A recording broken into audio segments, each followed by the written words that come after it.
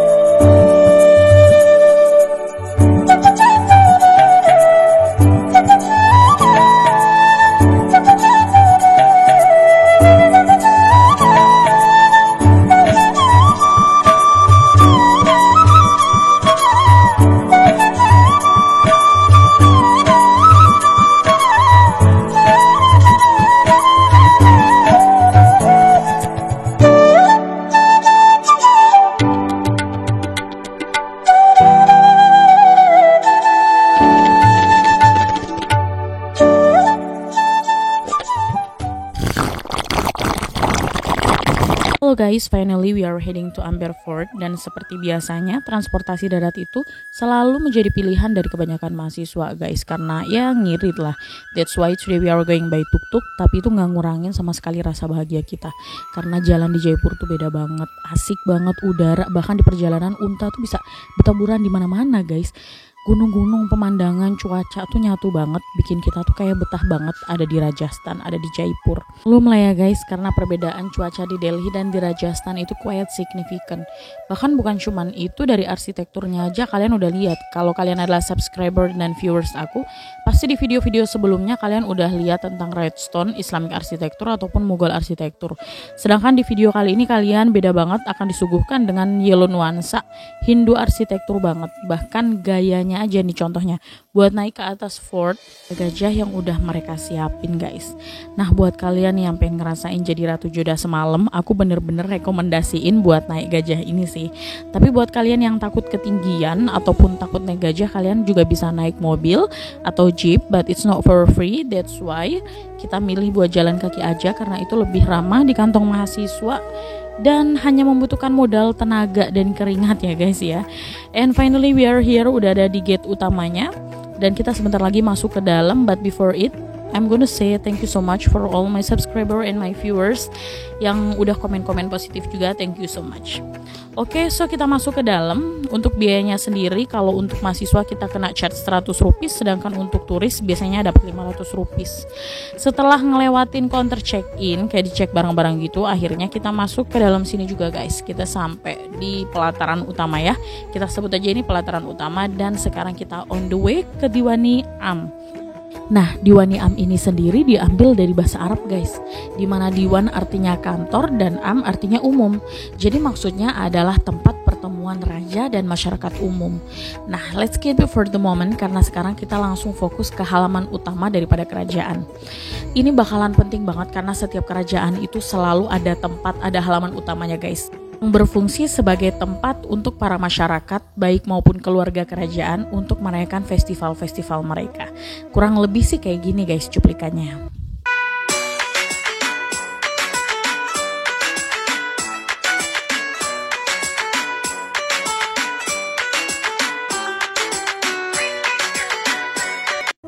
Itu dia cuplikan yang udah aku ambil dari salah satu film kolosal, yaitu film Jodha Akbar. Biar viewers tahu nih, teman-teman tahu apa fungsi dari courtyard ini. Jadi emang namanya zaman dulu, bukan zaman dulu juga sih ya guys, emang India itu kaya banget sama namanya festival. Bahkan namanya kita ngampus itu bisa libur, itu tuh bisa banyak banget guys. Setahun tuh tanggal merah tuh bener-bener banyak banget, karena saking banyaknya festival orang-orang Hindu guys. Jadi udah common banget namanya di kerajaan Hindu maupun di kerajaan Muslim, kerajaan Islam, selalu ada courtyard yang gede banget sampai berhektar-hektar. Karena ya gunanya buat ini nih guys, itulah yang dibilang sama si Mr. Rajit ini. Tapi kalau teman-teman tanya kenapa aku nggak translate kayak video-video sebelumnya, kayak aku langsung ngasih tulisan subtitle di bawah, karena itu bakalan ribet dan lama lagi uploadnya guys. Karena Mr. Rajit kali ini nggak pakai bahasa Inggris, tapi Mr. Rajit pakai bahasa Hindi. Jadi kita waktu itu pakai guide yang bahasa Hindi, makanya agak ribet kalau harus translate lagi. Aku lama lagi ngeditnya, lama lagi uploadnya, gitu kira-kira. Nah, kalau yang sedang dibicarakan sama Mr. Rajit for now itu adalah tentang penampilan atau show dari masyarakat sendiri tadi yang cuplikannya udah aku puter. Bahwasannya show mereka itu bukan hanya bisa dilaksanakan di courtyard tapi juga bisa di Diwani ini guys. Kurang lebihnya kayak gini nih contohnya. Nah itu dia. Jadi selain di courtyard mereka juga bisa tampil di Diwani Am guys. Karena Diwani Am ini yang tempatnya emang bener-bener luas. Dan setiap Diwani Am itu kenapa dikasih pilar? Karena itu bakalan menjadi pembatas antara menteri dan masyarakat biasa, antara pedagang. Ya tahulah kasta-kasta yang sudah terbentuk sejak ancient world. Jadi emang itu nggak akan bisa dihilangin, dan pilar-pilar itu adalah pembatas daripada kasta-kasta mereka. Nah guys, dan kalian tahu nggak sih yang bikin uniknya?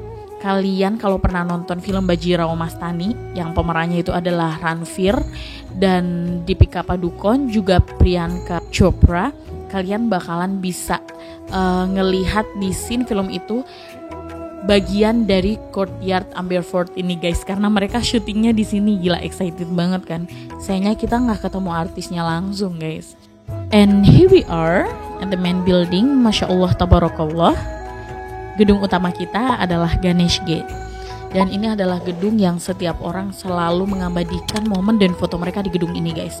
Gila nih, gedung selalu dielu-elukan karena keindahan dan luar biasa dah pokoknya arsitekturnya. Dan arsitektur yang paling utama, lukisan yang paling utama di sini adalah lukisan Dewa Ganesh yang letaknya itu tepat berada di tengah-tengah daripada Ganesh Gate sendiri. Banyak banget arti daripada arsitektur yang ada di gedung ini, salah satunya yaitu Suhak Mandir. Kenapa Suhak Mandir ini dirancang bolong-bolong kayak gitu guys? Karena itu akan menjadi tempatnya ratu untuk duduk.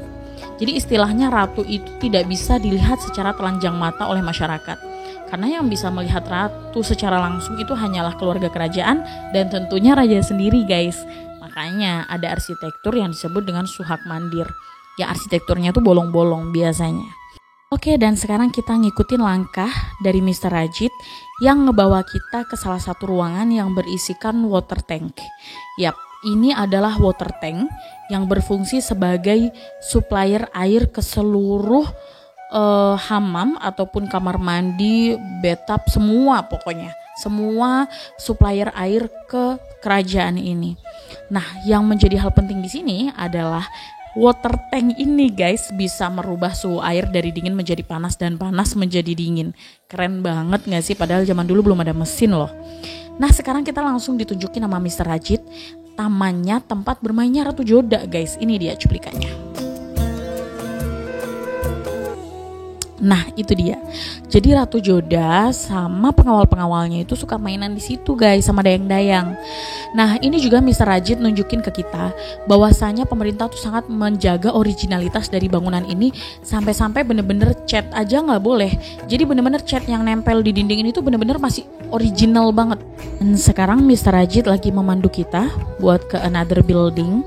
Yang aku bakalan spill dulu bahwasanya gedung yang akan kita masukin ini sangat minim pencahayaan. Jadi tolong nggak usah komen macam-macam karena aku tahu ini kamera bakalan buruk banget. Tuh kan mulai gelap. Dan akhirnya setelah gelap terbitlah terang dan kita sampai pada tempat pemandian ratu guys. Jadi ini adalah tempat pemandian ratu atau kalau di modern tuh kita nyebutnya bathtub. Jadi tempat ratu berendam, dikasih mawar, dikasih parfum, dan mandilah sang ratu dan dayang-dayang di situ guys. Gak lupa selalu ada Suhak Mandir, ini dia nih, si bolong-bolong yang selalu aku sebut. Tapi kalian jangan khawatir, ratunya diintip dong. Gak bisa, karena di luar ini sudah diamankan oleh pengawal-pengawal khusus ratu kerajaan. Nah, air dari water tank yang udah kalian lihat dari cuplikan sebelumnya itu mengalir lewat ruangan ini sampai di bathtubnya ratu tadi guys. Jadi terserah ratu mau milih air panas atau air dingin. Juga air dari water tank itu ngalir dan masuk ke tempat buang air besar dan buang air kecilnya raja ratu di lubang ini guys.